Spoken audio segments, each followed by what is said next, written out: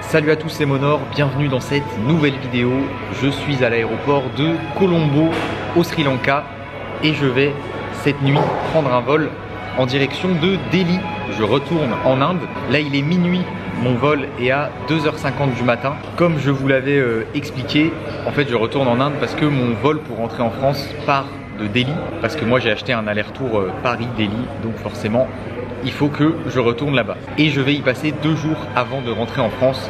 Donc il va y avoir 2 vidéos, en comptant celle-là, qui vont venir compléter la série de vidéos en Inde. J'ai pas mal de petites choses prévues là pendant ces 2 jours. Je pense que ça va être sympa. Je vais essayer de profiter un maximum de Delhi avant de rentrer. Là du coup je vais prendre un vol avec la compagnie Air India, la même compagnie que j'ai prise pour venir ici au Sri Lanka depuis Chennai, depuis le sud de l'Inde. J'ai payé 210 € et j'en ai pour 3h30 de vol. Donc normalement je devrais arriver vers 6h30. Et oui, au niveau du visa, pour ceux qui se poseraient la question, parce qu'il faut un visa pour aller en Inde en tant que touriste. Alors je suis déjà allé en Inde avant le Sri Lanka, hein, bien sûr, et j'utilise le même visa. En fait j'ai pris un visa à entrée multiple.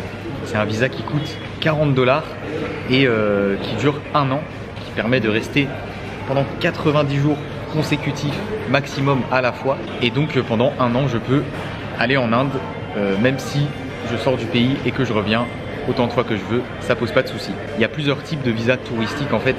Il y en a aussi un qui est un peu moins cher, qui coûte je crois 20 $ et qui est à entrée unique, c'est juste 90 jours maximum et tu peux venir qu'une fois, tu peux pas sortir comme j'ai fait par exemple aller au Sri Lanka et après revenir. Mais moi avec le visa que j'ai, eh ben je peux faire ça, très pratique.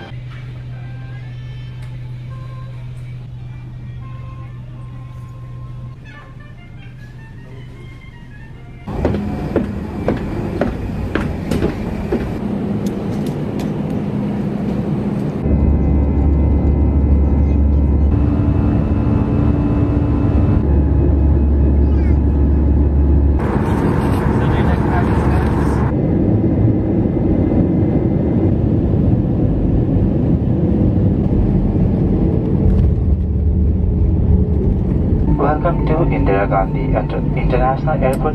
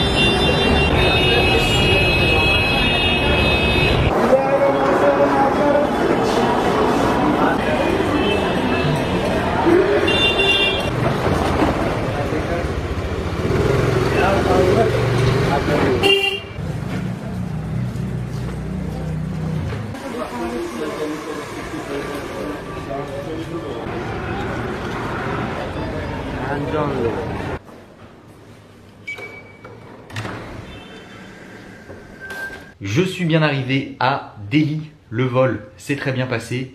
Je suis même arrivé avec 30 minutes d'avance. Bon, j'ai déjà pris Air India pour aller au Sri Lanka.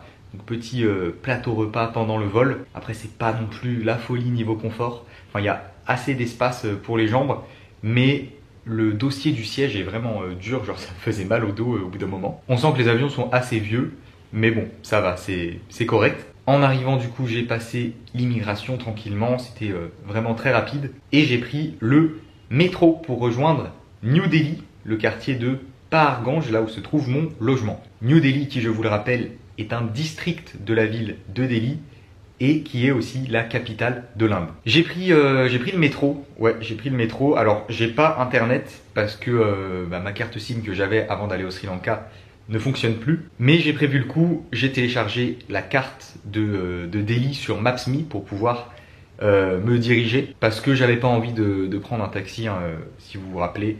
Quand je suis arrivé le premier jour, j'avais pris un taxi parce que justement j'avais pas internet et au final c'était une galère pas possible. Il avait essayé de m'arnaquer en me disant que mon hôtel était fermé. Il m'avait emmené à une agence de voyage pour que j'achète des tickets de train et tout. Enfin, en plus j'étais fatigué. C'était une galère, mauvaise expérience avec les taxis à Delhi. Donc là je me suis dit allez, je prends le métro et je vous conseille de prendre le métro et de ne pas prendre le taxi si vous venez en Inde et que vous atterrissez à Delhi. C'est beaucoup plus pratique, moins cher et plus rapide. Donc vraiment, embêtez-vous pas. Même si vous n'avez pas internet, parce que la wifi de l'aéroport c'est une galère pour se connecter. Et même si vous achetez une carte SIM, c'est ce que j'avais fait quand je suis arrivé. En fait, il faut attendre quelques heures avant qu'elle s'active, donc vous n'aurez pas internet directement en sortant de l'aéroport. Mais c'est très simple de se repérer dans le métro. Surtout si vous avez téléchargé à l'avance la carte de la ville sur Maps.me, vous pouvez mettre l'itinéraire en fait pour rejoindre votre logement en transport en commun et voilà, ça vous explique tout. Donc vous embêtez pas avec les taxis parce que je pense qu'une fois sur deux en fait ils vont vous faire galérer, vous emmener dans des endroits et tout. Là en métro j'ai mis seulement 15 minutes pour rejoindre la station New Delhi et ça m'a coûté 60 roupies, ce qui fait 70 centimes d'euros. On repasse sur les roupies indiennes ici, hein, bien sûr. Le métro est très propre, très simple d'utilisation, pas cher, rapide, vraiment. N'hésitez pas, prenez le métro, c'est mon conseil. Après, depuis la station New Delhi, j'ai dû marcher une quinzaine de minutes pour arriver au logement, pour rejoindre le quartier de Paharganj, un quartier de New Delhi, où se trouvent la plupart des logements, quartier stratégique pour loger ici, mais quartier dans lequel tout le monde essaye un peu de t'arnaquer. Bon, ça va, j'ai l'habitude parce que j'ai passé pas mal de temps en Inde, 1 mois et demi, et je suis déjà venu à Delhi. Parce que là, par exemple, en sortant de la station de métro, il fallait que je traverse la gare ferroviaire de New Delhi. Donc il y a un grand pont qui passe au-dessus des quais. Et à l'entrée du pont, il y a un mec qui est venu me voir, qui était habillé en civil normal et qui m'a dit bah, tu vas où? Je lui dis bah, je vais traverser la gare pour aller à Paharganj. Et il a commencé à me dire ouais non mais tu peux pas, il faut un ticket, il faut que tu payes un ticket et tout. Mais moi je connais un endroit, viens je vais t'emmener, suis-moi. Suivez personne, vraiment. Faites confiance à personne ici. Amusez-vous pas à suivre des gens comme ça dans la rue. Écoutez pas ce qu'on vous dit, genre en mode ouais non t'as pas le droit de faire ça, t'as pas le droit de passer, il faut un ticket. Juste tracez votre chemin. Si c'est quelqu'un qui est habillé en civil qui vous dit quelque chose comme ça, répondez pas et faites votre route. Parce que je sais qu'il y a plein de gens qui se font avoir et vous perdez du temps. Si vraiment vous vous faites avoir, vous allez perdre peut-être de l'argent. Enfin bref, voilà. Faites attention à ce genre d'arnaque si vous venez à Delhi parce que c'est très très fréquent, notamment à New Delhi, notamment dans le quartier de Paharganj. Et puis même sur Maps.me justement, c'est écrit, quand j'ai mis l'itinéraire à pied, c'était écrit juste devant l'endroit où il faut traverser la gare. Attention aux scams, donc aux gens qui essayent de t'arnaquer comme ça. Le passage est gratuit, c'est écrit ça sur Maps.me. Donc voilà, ça vous annonce la couleur. C'est bien cette application parce que en plus de vous guider, de faire l'itinéraire, et ben ça vous donne des petites infos comme ça, bien utiles. Enfin bref, du coup voilà, j'ai traversé la gare ferroviaire et j'ai continué mon chemin tranquillement pour arriver à mon hôtel. Chose qui m'a sauté aux yeux quand même, hein, qui frappe quand on arrive comme ça à Delhi, même si je suis déjà venu, c'est la pollution. Hein, vous avez dû le voir sur les images, il y a vraiment plein de déchets qui traînent partout dans les rues, c'est très sale. Comparé au Sri Lanka, à Colombo, c'est le jour et la nuit, vraiment là je marchais dans les rues, je me disais bah en fait le Sri Lanka, à côté de l'Inde, c'est quand même vraiment propre. Faire les deux à la suite comme ça, vraiment on s'en rend compte, ça saute aux yeux quoi. Là il est 8 h et je suis très content parce que j'ai pu prendre ma chambre directement ce matin. Je vais pouvoir dormir parce que là je suis vraiment KO. J'ai rien dormi dans l'avion. Je suis du coup dans le même hôtel que j'avais pris, pas au tout début du voyage, mais quand j'étais repassé par Delhi avant de prendre mon vol pour aller dans le Tamil Nadu. Alors oui, parce qu'il y a encore une autre arnaque qu'il faut éviter ici à Delhi. Je vous donne mes petits conseils hein, maintenant que j'ai pas mal d'expérience. Mine de rien, ça fait 3 fois que je viens dans la ville. Hein. Au niveau des logements, en fait, si vous faites des recherches sur Booking, tous les hôtels ont des super notes, genre plus de 8. avec pas mal de commentaires et tout. Donc moi au début je me suis fait un peu avoir, hein. Le premier logement que j'ai pris quand je suis arrivé, c'était un hôtel quand même pas top quoi. Et pourtant il était assez bien noté. Et en fait quand je suis revenu à Delhi la deuxième fois, j'ai fait des recherches un peu plus approfondies, j'ai commencé à lire les commentaires et tout. Je me suis rendu compte que même les logements, enfin beaucoup de logements, essayent de vous arnaquer parce qu'il y a plein de faux avis. Particulièrement à Delhi, hein, dans les autres villes, j'ai pas vu ça. En fait, ça se voit parce que il y a plein de commentaires déjà d'Indiens, et c'est souvent le même commentaire, genre plein de fois, avec un super avis et tout. Et au milieu de tous ces bons commentaires, t'as souvent des commentaires d'étrangers, genre de Français ou d'Allemands, qui disent que l'hôtel est miteux, avec des très mauvaises notes. C'est cramé que c'est des logements en fait qui ont des faux avis et qui ne sont pas du tout à la hauteur de ce que la note prétend. Mais cet hôtel, qui s'appelle The Grace House, c'est un hôtel vraiment très bien. Honnêtement, je recommande à 100%. J'ai fait beaucoup de recherches avant de trouver un hôtel vraiment correct avec des vrais avis. J'étais même pas sûr d'ailleurs quand je l'ai réservé la première fois que ça allait être bien. Je suis très content de cet hôtel. Voilà pourquoi j'ai réservé à nouveau ici. La chambre est à 18 € la nuit. Alors j'ai exactement la même chambre que la dernière fois, la chambre 102, avec un lit double, un miroir là-bas, coffre-fort, par ici, une télé. On m'a donné du PQ et une serviette et un petit savon aussi. Il y a un ventilateur au-dessus du lit et la climatisation. Et donc par ici, la salle de bain avec les toilettes, un lavabo, miroir au-dessus. Et de ce côté, on a la douche. J'ai aussi un menu avec de la nourriture et des boissons. Et juste en dessous ici, le numéro de la réception. Et donc en fait, je peux commander à manger ou à boire directement avec ce téléphone. J'ai juste à appeler la réception, dire ce que je veux et il m'amène ça directement dans la chambre. Je vais faire une petite sieste, je pense jusqu'à midi. Je vais mettre un réveil à midi. Mais pour vous, c'est tout de suite. Donc à tout de suite.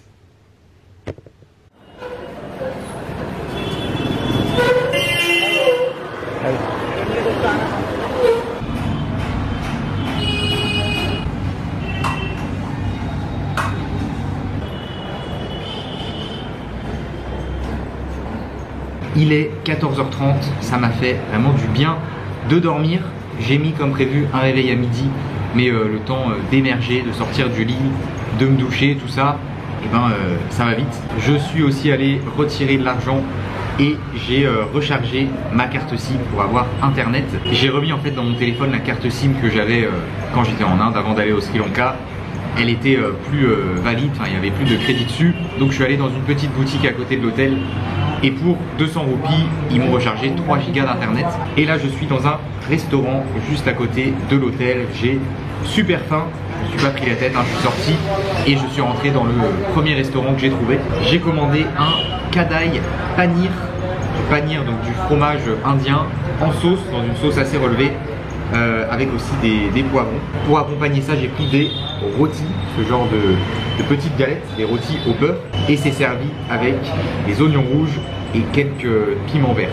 Ça coûte seulement 130 roupies, ce qui fait environ 1,50 €. Et quel plaisir de retrouver la cuisine indienne. Alors j'ai demandé Little Spicy, on va voir ce que ça donne.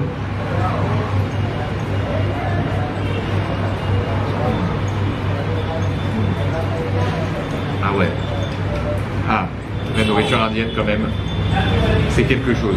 En effet, c'est pas trop épicé, ça va, un petit peu, mais c'est ce qu'il faut. Alors je vais me manger ça tranquillement et après je vais prendre la direction du Fort Rouge de Delhi. Au tout début du voyage, rappelez-vous, j'avais essayé de visiter le Fort Rouge de Delhi, mais au final c'était la fin de journée. J'avais fait 40 000 selfies devant l'entrée du fort. Et une fois que je suis arrivé au guichet des tickets, je m'étais rendu compte que j'avais pas assez en liquide sur moi pour payer. Du coup, ça valait pas le coup que je visite parce que ça allait bientôt fermer. Voilà, je sais pas si vous vous rappelez. Donc bref, j'avais pas pu aller visiter le Fort Rouge de Delhi. Je vais en profiter donc pour faire ça aujourd'hui. Je vais y aller en métro. Voilà, bon appétit.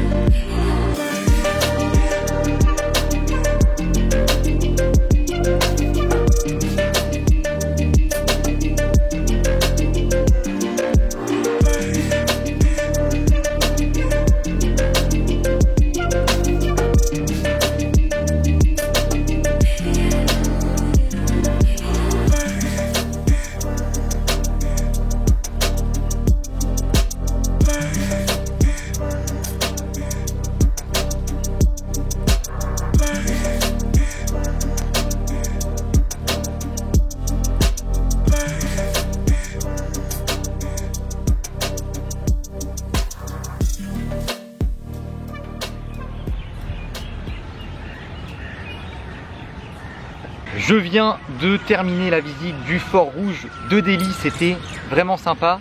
Là je suis toujours dans l'enceinte du fort. Ce qui est bien c'est qu'il y a plein de grands parcs à l'intérieur. Alors l'entrée coûte 600 roupies, ce qui fait un peu plus de 6 €. Et c'est un fort qui a été construit entre 1638 et 1648. Il est construit principalement en grès rouge.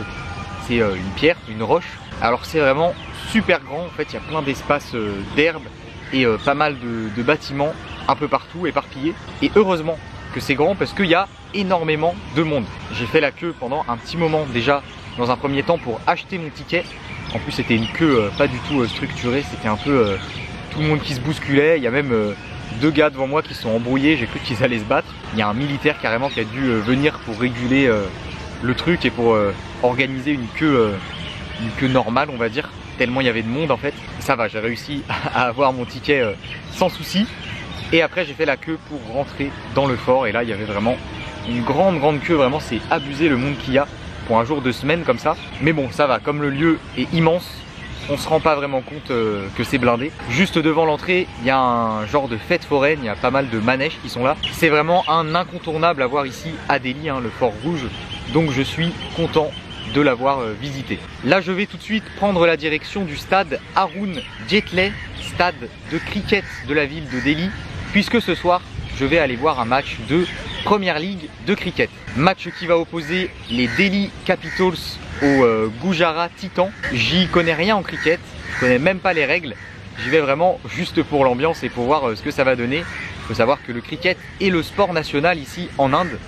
Vraiment les Indiens sont fans de cricket. Et avant même de venir ici, de faire ce voyage, je m'étais dit qu'il faudrait que j'essaye quand même d'aller voir un match. Parce que j'aime beaucoup le sport de manière générale, bon, principalement le foot. Et quand je voyage, j'aime bien aller voir des matchs de foot ou plus globalement des matchs de sport. J'ai acheté mon ticket sur internet il y a quelques jours. En fait, tout à l'heure quand j'ai pris le métro pour rejoindre le fort, j'ai pris deux lignes de métro différentes. Et en fait sur le chemin entre les deux métros je me suis arrêté et je suis allé chercher mes tickets, récupérer mes tickets. En fait j'ai payé sur internet il y a quelques jours et il fallait que j'aille à un endroit pour aller récupérer ma place. C'est chose faite, j'ai mon ticket avec moi dans mon pull. J'ai payé 2200 roupies, ce qui fait aux alentours des 25 €, ce qui est assez cher je trouve, hein.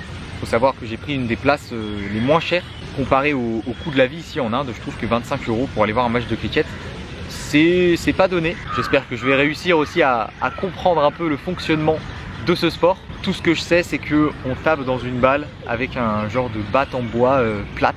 c'est tout. C'est le seul truc que je sais du cricket.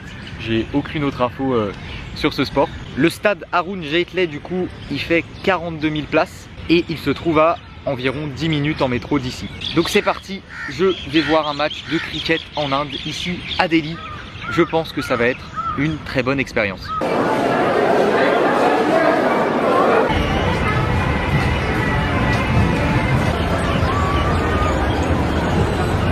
Ah oui, et cette fois-ci, j'ai réussi à ne pas créer d'attroupement. On m'a demandé quelques selfies à l'intérieur du fort, mais ça va.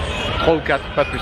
Quand j'ai vu qu'il y avait autant de monde là, je me suis dit putain, ça se trouve, je vais passer toute ma visite à faire des selfies, mais au final, ça va. Hello bro. Hello. Yeah. How are you? I'm fine. Hello. You're fine. What's your name? My name is Saurabh Sharma. Saurabh. Saurabh. Okay. Okay. What is your name? Romeo. Tourist. Tourist, yes. Tourist America. What? Why? And Delhi. Delhi, yes. Delhi. Ok. Yeah. Nice to meet you. Bye bye. Ça me tue, à chaque fois je suis en train de me filmer au calme et t'as quelqu'un qui vient voir ce que je suis en train de faire. La classique en Inde.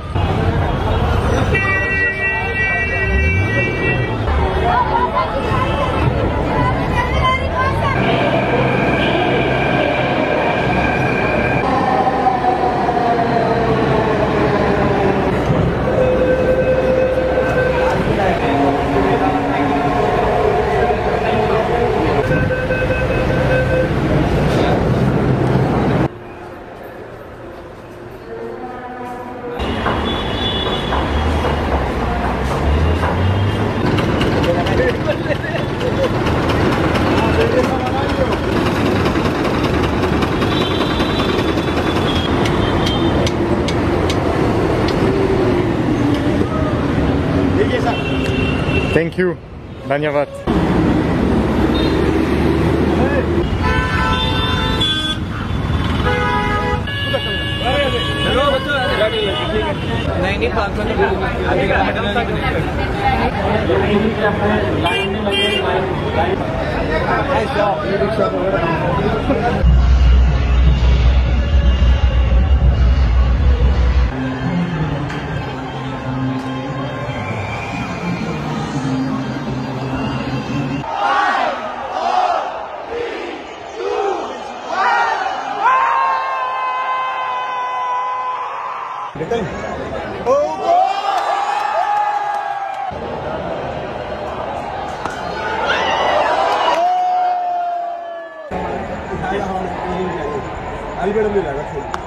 बहुत बढ़िया, बहुत बढ़िया, बहुत बढ़िया।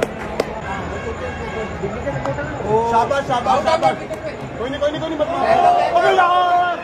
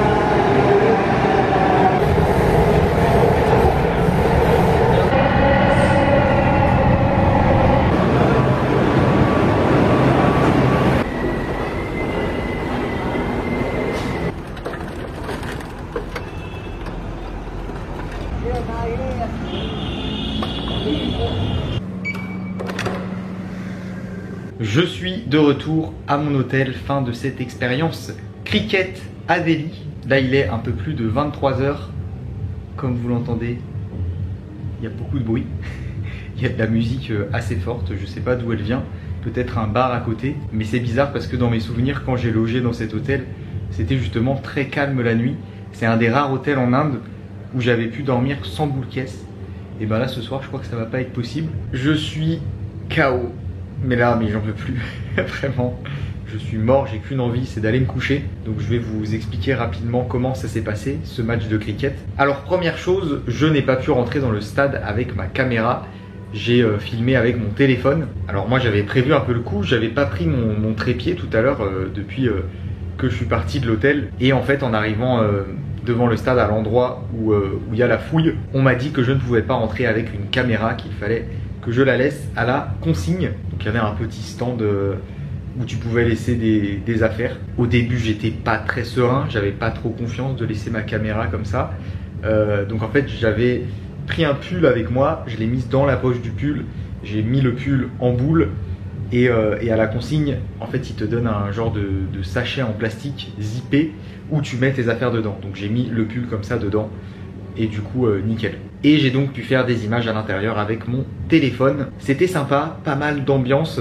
Alors j'ai toujours pas compris les règles à 100%, mais j'ai compris le global du truc, quoi, on va dire, l'essentiel. En gros t'as une équipe qui doit taper dans la balle pour l'envoyer le plus loin possible, dans l'idéal en dehors des limites du terrain. Le terrain est rond d'ailleurs, comme vous l'avez vu. Dès que le gars qui tapait l'envoyait en dehors du terrain, tout le monde se levait et tout le monde gueulait. Donc je crois que c'est ça qui marque le plus de points en fait. Il y a quelques similitudes je trouve avec le baseball. Alors j'ai jamais non plus compris toutes les règles du baseball, donc en fait je peux pas vous l'affirmer à 100%, mais j'ai l'impression que ça se ressemble quand même. En fait au milieu du terrain il y a un genre de rectangle avec le batteur et le gars de l'équipe adverse qui court, qui prend de l'élan et qui lance la balle très fort.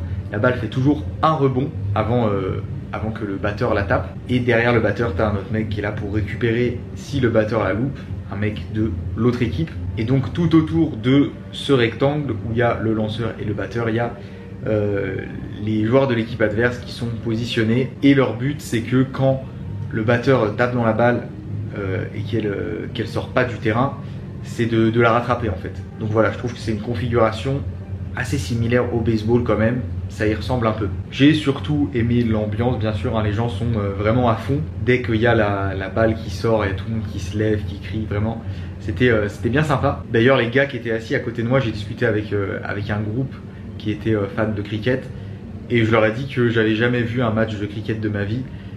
Même à la télé quoi, enfin que genre vraiment c'était la première fois que je voyais ça. En gros je leur ai dit que j'avais juste vu des gens jouer dans des parcs pendant mon voyage en Inde, mais que sinon j'y connaissais rien, je connaissais même pas les règles et que je connaissais aucun joueur et ils étaient choqués.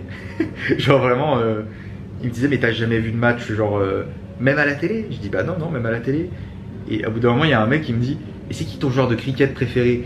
Je lui dis franchement je connais aucun joueur de cricket donc je peux pas te répondre. Et qu'est-ce qu'il m'a demandé aussi? Ah ouais, quelle équipe je supportais de cricket? Je lui dis bah franchement là pour ce match là je vais dire que je supporte Delhi, mais en fait je connais pas les équipes. Mine de rien c'est assez prenant quand même hein, je trouve, même si je suis pas resté jusqu'à la fin du match aussi, ouais, parce que c'est trop long.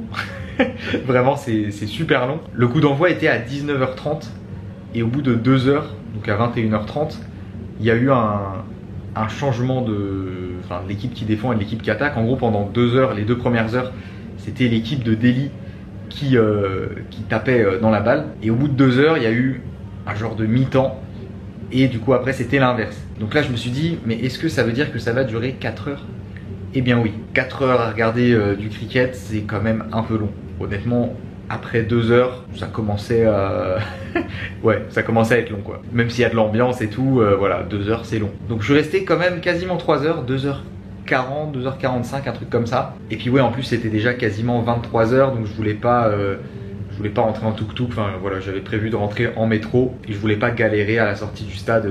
Enfin, je pense que si je serais sorti à la fin du match ça aurait été le bordel puisque tout le monde serait sorti du stade en même temps, ça aurait été compliqué pour trouver un tuk-tuk je pense, et puis enfin voilà ça aurait été le bordel, je me serais couché tard, je me serais sans doute endormi dans la tribune je pense parce que j'en pouvais vraiment plus à la fin. C'était déjà bien, 2h45 c'est déjà bien. J'aime beaucoup découvrir des nouveaux sports comme ça. Surtout quand il y a de l'ambiance dans les stades. Et ben là l'ambiance était au rendez-vous, le stade était quasiment plein d'ailleurs. J'ai mangé dans le stade aussi, hein, il y a plein de stands de nourriture, de boissons. Et j'ai ramené un souvenir de ce match de cricket. En fait à l'entrée du stade il y avait une distribution gratuite de t-shirts comme ça avec le logo de l'équipe à l'avant, Delhi Capitals avec écrit DC Tolly. Delhi Capitals et Tolly, je sais pas ce que c'est. Et à l'arrière, on a les 3 lions du logo avec écrit Yehai Nai Di. Je sais pas ce que ça veut dire non plus, mais c'est sympa, voilà. Ça fait un bon souvenir. J'espère que ça vous a plu de découvrir un peu ce sport qui est le cricket, pour ceux qui ne connaissaient pas. Je pense pas qu'il y en a beaucoup parmi vous qui connaissent ce sport, qui ont déjà vu un match. C'était intéressant, voilà. Bonne petite expérience. J'espère que cette vidéo vous a plu. Si c'est le cas, comme d'habitude, n'oubliez pas le gros pouce bleu, abonnez-vous à la chaîne si ce n'est pas déjà fait. Et je vous dis à très bientôt pour une nouvelle vidéo.